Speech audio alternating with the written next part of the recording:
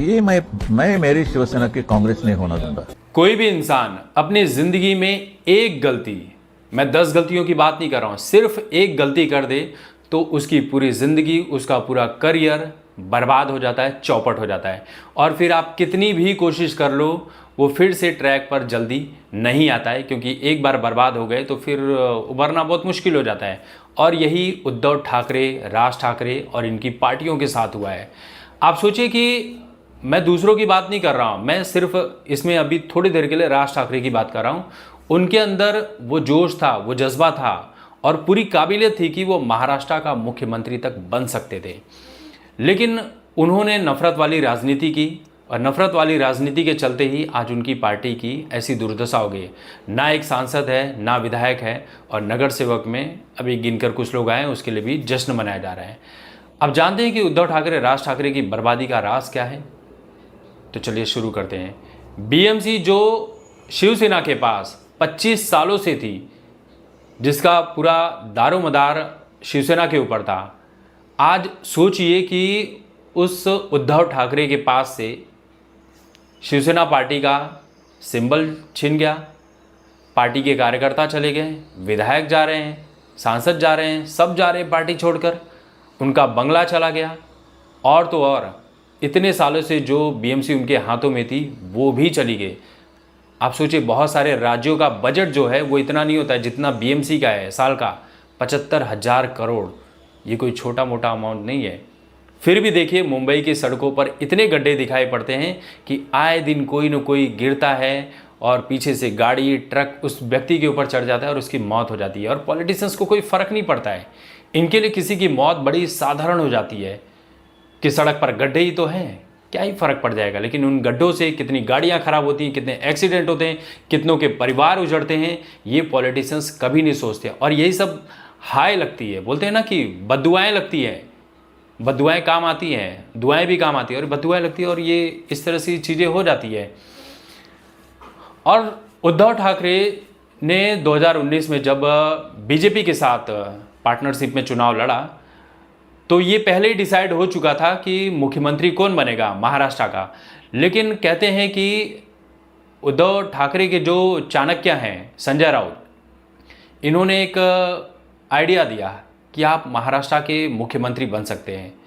आप सोचिए कि बाला साहब ठाकरे एक ऐसे व्यक्ति थे जिनसे जब पूछा गया कि क्या आप इस देश का प्रधानमंत्री बनने के इच्छुक हैं, और कहते हैं कि बिल्कुल नहीं बनूंगा, मुझे कोई इंटरेस्ट नहीं है, मुझे कोई मेहनत करने की ज़रूरत नहीं, मैं अपने घर में बैठकर यहाँ से ही पूरे देश की सत्ता को चला सकता हूँ। और वो चलाया करते थे, उनकी एक आवाज़ पर पूरा महाराष्ट्र बंद हो जाया करता था, किसी की हिम्मत नहीं होती थी। आज भी उनकी उतनी ही इज्जत है जितनी उस दौर में थी, बल्कि लोग आज उन्हें याद कर रहे हैं कि असली हिंदू हृदय सम्राट कोई था तो वो बाला साहब ठाकरे थे। आज भी लोग उनको आदर्श मानते हैं और मानते रहेंगे, क्योंकि उन्होंने राजनीति के लिए अपने उसूलों के साथ, अपने मूल्यों के साथ कभी समझौता नहीं किया। उन्होंने कहा था कि जिस दिन मेरी पार्टी कांग्रेस से मिली उस दिन मैं पूरी पार्टी खत्म कर दूंगा। और शायद स्वर्ग में बैठे बैठे उन्होंने ये काम कर दिया कि जैसे ही उद्धव ठाकरे कांग्रेस के साथ मिले मुख्यमंत्री बनने के लिए, उन्होंने काम कर दिया अपना। आप सोचिए कि लॉकडाउन में क्या काम हुआ महाराष्ट्र में, कोई काम नहीं हुआ।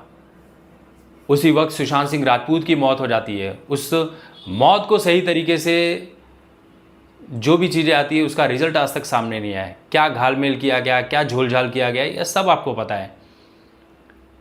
और ये इसका रीज़न है कि वहीं से बर्बादी की शुरुआत होती है।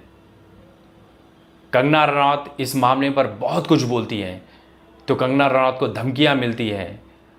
कंगना रनौत का इतना बड़ा ऑफिस तोड़ दिया जाता है, उनका घर तोड़ दिया जाता है, तभी कंगना रनौत की आह निकलती है, एक श्राप निकलता है। कंगना रनौत कहती हैं रोते हुए, हालांकि रोई तो नहीं थी लेकिन एक गुस्से में एक कहते ना आह निकलती है। कंगना रनौत ने कहा था कि उद्धव ठाकरे, आज मेरा घर टूटा है, कल तेरा घमंड टूटेगा। बात सोचिए कितनी सच हो गई। माँ सरस्वती उस वक्त कंगना रनौत की जुबान पर थी। और देखिए आज उद्धव ठाकरे की पार्टी पूरी तरह से बर्बाद हो गई।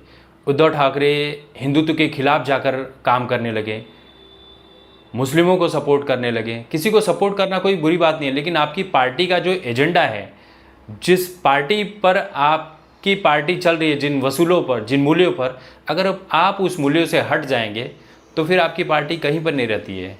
मैं नहीं कह रहा हूँ कि आप किसी मुस्लिम से नफरत कीजिए, मैं सिर्फ पार्टी की बात कर रहा हूँ इस वक्त, और यहाँ पर राजनीति की बात कर रहा हूँ। क्योंकि एक वक्त ऐसा भी था, आप लोग कहेंगे कि तुम भाई मुस्लिमों से नफरत करें, तो भाई एक वक्त शिवसेना भी मुसलमानों के खिलाफ ही थी ना। लेकिन जब उद्धव ठाकरे ने मुसलमानों का हाथ थामा तो मुसलमानों के लिए वो हीरो बन गए। आज उद्धव ठाकरे मुसलमानों के खिलाफ हो जाए तो यही मुस्लिम उनको गाली देने लगेंगे। तो ये राजनीति है, राजनीति में कोई किसी का नहीं होता, आज इस पार्टी में तो कल उस पार्टी में, ये चीज़ें चलती रहती है। अब उद्धव ठाकरे के कई भाषण इसी बीच वायरल हुए कि भाई ये क्या गौ माता लगा रखा है, ये क्या जय श्री राम लगा के रखा है, जो जय श्री राम कहते हैं मैं उन्हें हरामखोर कहता हूँ। सोचिए कितनी बड़ी गाली, कितनी बड़ी बात थी। राज ठाकरे, उद्धव ठाकरे और संजय राउत बैठकर मजाक उड़ा रहे हैं कि हिंदुओं में क्या इतने देवी देवता होते हैं, 33 कोटि देवता। इनको यही नहीं पता कि 33 कोटि देवता होते क्या हैं। 33 करोड़ देवता नहीं होते हैं। 33 कोटि देवता पढ़ना हो तो इनको पढ़ना चाहिए कि क्या होते हैं 33 कोटि देवता। जब आप सनातनी होते हुए सनातन का मजाक उड़ाएंगे तो आप मराठी वोटर्स को सिर्फ इस बात पर नहीं लुभा सकते हैं कि मराठी बोलोगे तभी महाराष्ट्र में रहना होगा। आप मराठियों के लिए भी काम नहीं कर रहे थे, उसके पहले भी आपने काम नहीं किया था। तो मराठी वोटर्स भी नाराज़ थे, बहुत सारे मराठी वोटर्स नाराज़ थे कि भाई सनातनी होते हुए इस तरह की बातें कर रहे हैं।